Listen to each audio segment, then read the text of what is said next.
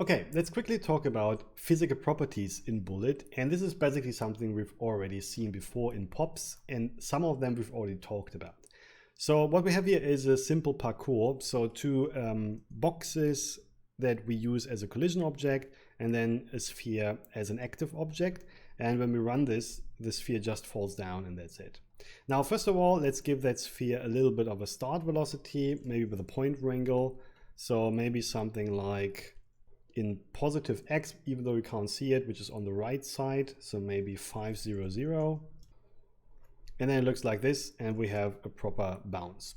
So here's the thing. How much do we want the sphere to bounce on the objects? We will find this in the bullet solver, under solver, bullet object, and collisions. First of all, we have under physical at the bottom, where we already changed the density in the mass video, we find bounce and friction and rotational stiffness we will talk about in a second.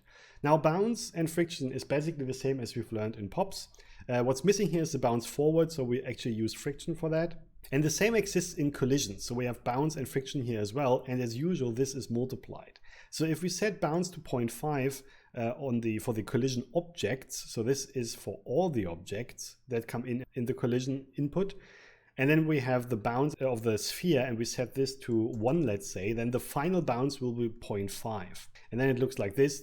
And it seems like nothing has changed, and this is the common problem that I constantly forget about. Be careful with the RBD bullet solver. It's still a bug in Houdini 19. If you change anything down here, and I already sent out a bug report and nothing has changed yet. If you change something down here, nothing changes, make sure that you reset the simulation, because as you can see down here, the cache is still active. So no matter what I change down here, the cache is not updated. I'm not sure why that is, but it's certainly not the way it should be. So always remember to reset the simulation. And if I run this now again, you can see there's way more bounce because actually now the numbers are recognized. So we will do this from now on. Whenever we change something here, we will always reset the simulation. Bit annoying, but something that will hopefully change soon with an update. So as you can see, bounce pretty straightforward. It's multiplied. So if we would set both to 1, then we would have the same reflected velocity as when it came in, which is highly unrealistic. Never set this to 1. This is not how it works. The defaults are actually not too bad, but sometimes you might want to even lower them depending on the object you have. You know, stone or something like that will not bounce as much. The same is true for friction. It's also multiplied. Now here what's important, and this is why I chose a sphere, friction is very important for the rotation of the objects. So if I would scale down the friction to 0 in one of the two, it doesn't matter because they're multiplied. So if I reset the simulation and run the sim, you can see that it almost feels as if the sphere is sliding on a slippery surface. Actually, let's lower the bounce to 0. Maybe we can then see it better and reset the simulation again. And here you can see the sphere behaves a little bit weirdly because the rotation is missing.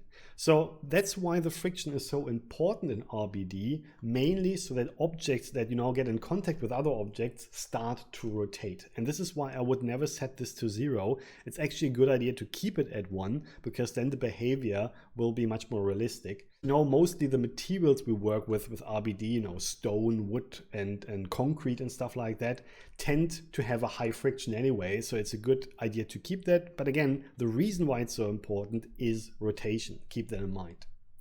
Talking about rotation, there is a rotational stiffness. So even if I would have the friction at 1, and if I reset the simulation and check this, you can see now the sphere is properly rotating again. We can actually change how much the objects are reacting to the environment in terms of rotation. And the way you do that, if you want the objects to rotate less, which sometimes can happen later on when you have too much rotational speed, you would have to lower the number to get less rotation. So even though it's called stiffness and you would expect it to increase it, lowering the number will result in less rotation. And let's go extreme and set it to 0 and reset the simulation. And you can see that now there is nothing happening anymore. The sphere can't move because it's not allowed, so to say, to rotate. Let's lower this maybe to 0.3 and reset the simulation. And here you can see, okay, now it works, but it feels a bit stiff, maybe 0.1. and reset the simulation. That's still okay-ish. So let's maybe go 0.05, which is pretty aggressive.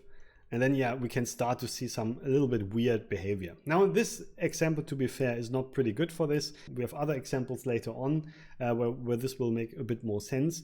But just in general, lowering this number will result in less rotation. Increasing this number will result in more rotation. So as you can see, this is not the best example for rotational stiffness because in the case like this, it doesn't actually play a big role. But when you have some kind of impact into a wall or something, then the pieces will rotate from the impact. And this is where this comes in. And this is what we will talk about anyway in a later video. Sometimes you want to adjust those numbers on a per object basis though. So in this case, we only have one sphere, but what if we have multiple spheres that we are constantly spawning, for example, and we want each sphere to have a little bit of a different bounce or different friction. Now, just as we've seen in POPs, we can actually adjust this with attributes. And it's the same thing really. It's just the bounce attribute that we can change, and that will override the built-in settings. So maybe we set the bounce to 0.5, which is pretty high. And let's set the internal bounce to 0. Okay, we already have that. And let's reset the simulation and see what happens. And you can see there's no bounce whatsoever. What happened? Didn't you expect this bounce attribute here to do something? Well, this is where we have to remind ourselves again that Bullet works best with packed geometry. So if you want to use the bounce and of course the friction attributes, then make sure that you pack your object beforehand. So I do this with an assemble node because this will work with multiple objects later as well. So let's turn on create packed primitives. In this case, a pack would have been fine, but I just want us to get used to the assemble node because it's so common in RBD simulations. And now if we reset the simulation and run it again, you can see that there is a bounce now. We can even go higher if we want, maybe a bounce of 1. And it's very unrealistic, but this is a bounce of 1. Then you can see that it takes this attribute into account, even though internally the defaults are set to 0. So pretty straightforward, easy to understand. So that gives you a lot of control. If you have a simple setup like ours, using the internal physical settings for bounce and friction are totally fine.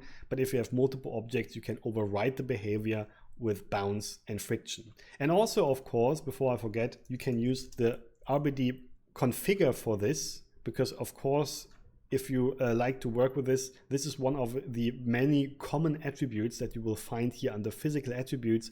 You have the density, you have also the bounce and the friction. So if you like to work with the RBD configure, which I don't, then you can work with those numbers here as well.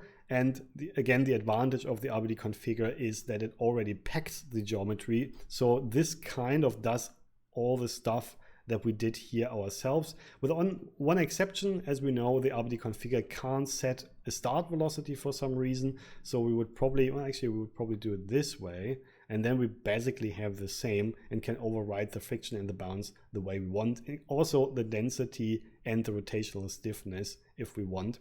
For the density, we've seen before that, surprise, this is the density attribute.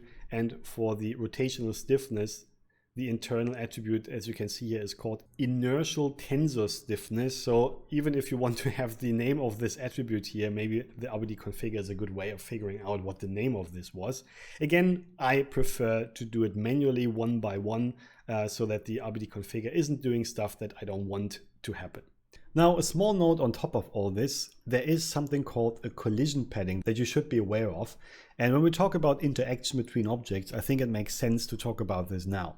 So in this case, in our example here, we don't actually have a problem with that, because when you look at the collision, there is no gap in between the objects. But when you have a simulation that is relatively small, or maybe has very small pieces like this tiny little sphere here, you might run into problems like this, that there is a gap in between the objects. And this is what you find under collisions and bullet object, because both have a collision padding. And you can see that when you activate the geometry representation, that especially for very small objects, this can become a problem. So for a normal size simulation, you will not notice this problem, but keep it in mind, because later on when you have very small pieces that are flying around, they might behave in a weird way because of that problem. So by lowering the collision padding for the active object, and remember, the collision objects have their own settings, so you can set the collision padding for them as well, you will, or you should at least, yes, you should get a much more accurate result now, because the padding is now less wide. So just keep that in mind. If you don't have a problem with that, that's fine, but if you run into this weird gap problem, then you know where to look. So that's physical properties. A couple of things that you can change. Density we talked about. Rotation and stiffness will play a role later on. Bounce and friction basically behaves the same as in POPs.